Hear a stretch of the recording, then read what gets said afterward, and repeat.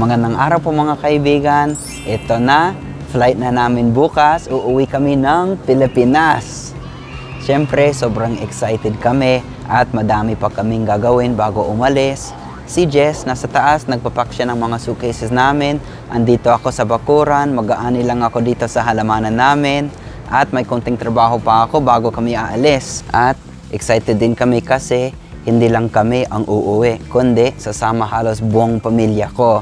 Sasama si mama ko at 7 sa mga kapatid ko. Kaya syempre masaya yon. Abangan lahat ng mga vlogs namin habang nasa Pilipinas kami.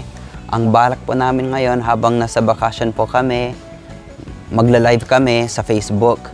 Kaya kung hindi nyo fina-follow ang Facebook page namin, Kuya Jake din po ang pangalan niya.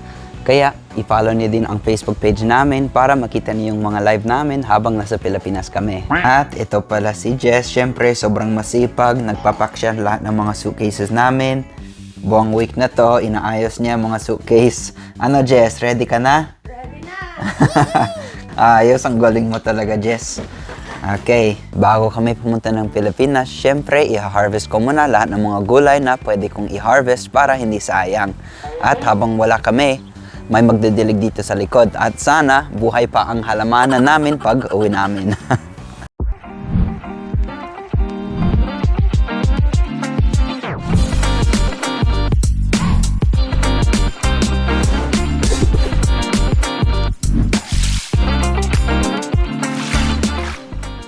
Dito muna tayo sa cherry tomatoes.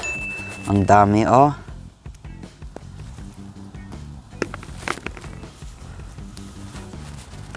Ayun. Dito sa kabila, may nakita akong hinog na Roma tomatoes. Ay. Tapos, lahat na to, ready na to. Siguro 1 or 2 more weeks, so wala kami dito. Kaya yung mag-aalaga dito sa halamanan namin, sila na lang bahala. Kakainin nila yan. Ang swerte ah. Next, dito tayo sa mga talong. Ang hahaba ng mga talong. Grabe, sayang. Kaya, kunin natin. Wow! Ito siguro ang pinakamahabang talong. Yan, pwede na din yan. At ito din. Hindi pa. Bigay mo na lang sa Sige. magbabantay. Ay na nito, ano to? Ito ang American eggplant. Pero baka Lalaki pa yan. lalaki pa to. Mga 2 days pa siguro yan. Tapos, makakita mo dito. Yan o, nakatago. Ready na din to. Ayun. Dito sa gitna ng jonggo, hindi ko alam kung makakita nyo, pero kunin ko na lang itong 2 bottleneck squash. Ang ganda talaga. Ang ganda. Nagagandahan ako sa kulay. May isa pa. Yan, 2 bottleneck squash. May nakita din akong zucchini dyan sa gitna, pero maliit pa.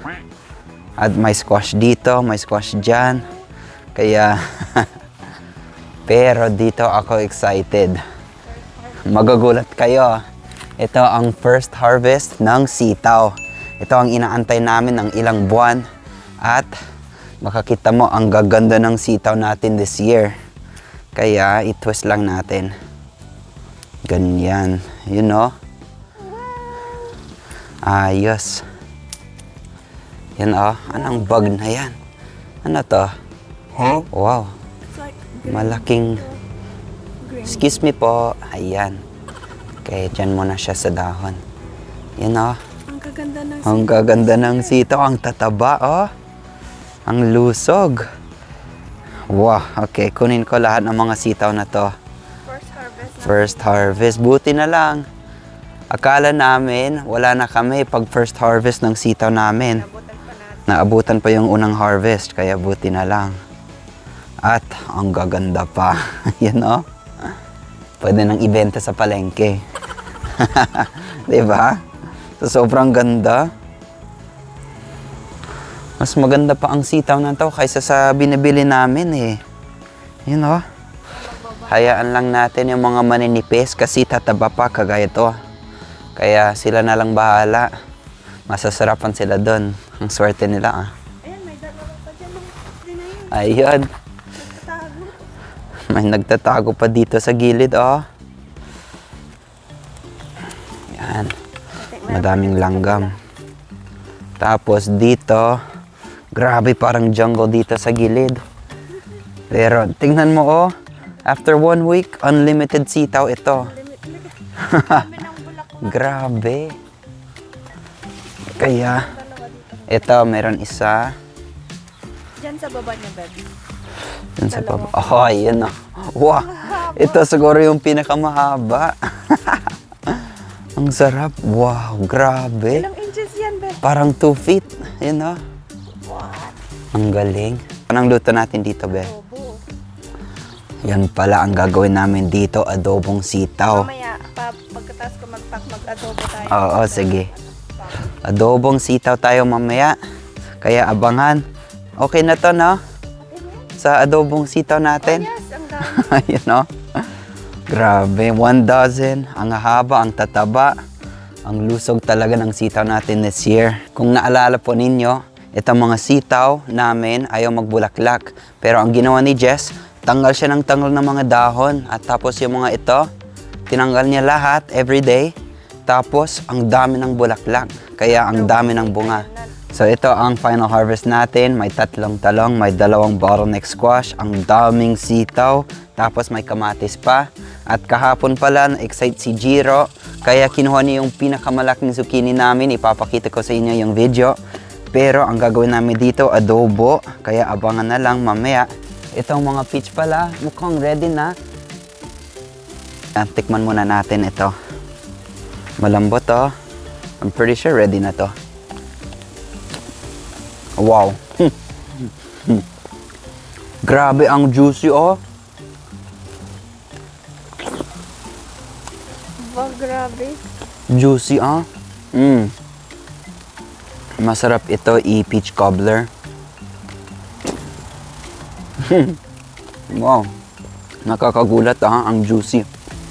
Sana pagawin namin galing Pilipinas. Ready lahat ng mga to. Gagawa ako ng peach cobbler. Sarap. Dinagdagan ko pala ng 3 peach itong harvest natin kasi tinignan ko yung tray at malambot pala itong 3. Kaya sayang. So mamaya pagkatapos ng dinner, ito na lang yung dessert namin. Itong peach at super masarap to. Hinahiwa ni Jess itong mga ibang gulay na hindi namin makain bago kami aalis. Ipa-freezer lang niya para hindi sayang. Kakainin na lang namin pag uwi.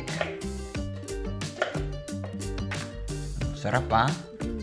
Baka yung mga iba pwede ilagay sa adobo natin. Oh, yeah, pwede. Nagdagan ko. Ito na po, dinner time na. Nagluto si Jess ng adobo at ni-request ko na hinaloan niya ng sitaw at kalabasa. Kasi yun yung mga galing sa halamanan namin at para hindi sayang bago kami aalis. Kaya kakain lang kami. Ito ang mga peaches. Andito si Jax Boy, Reyna Jess at si Jiro. Sige, kain muna kami. Yun. Lalagyan na kita ng kanin para lagyan. Salamat. Wow. Ito ang talagang fresh na sitaw. Kanina lang. Yung kalabasa. Oo, okay na yan. Salamat. Wow. Ang sarap pa. Try mo nga. Super masarap. Yung kalabasa nasa sauce. Diba? Ang sarap ng sitaw. Ang Jiro, sarap na sarap sa adobo. Oh? Gustong-gusto niya? Buti na lang. Isutan ko nga siya ng ng Kalabasa. kalabasa. Favorite niya ito ng baby. Mommy, I'm there. Ano, Jax? Excited ka sa flight bukas? Yeah. But I hope you don't swine. Sana. Diba last time, si Jiro, ang liit niya, diba? Nagwala siya the whole time. Gusto lang niya, nakatayo lang kami. Diba? Lakad tayo ng lakad sa airplane. Balik-balik. Ginigising niya lahat ang mga nakatulog na tao. Buti na lang cute siya at pinabayaan lang. Oo. Huwag madaming pagkain sa lahat.